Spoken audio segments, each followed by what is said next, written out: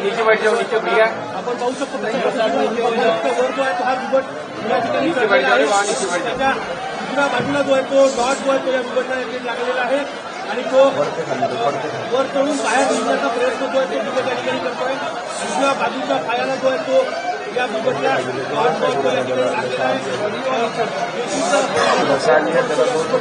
या ठिकाणी सुरू आहे की या बिबट जो आहे त्याचा वरच्या इमारतीमध्ये जाण्याचा प्रयत्न करतो। चढला चढला चढला आपण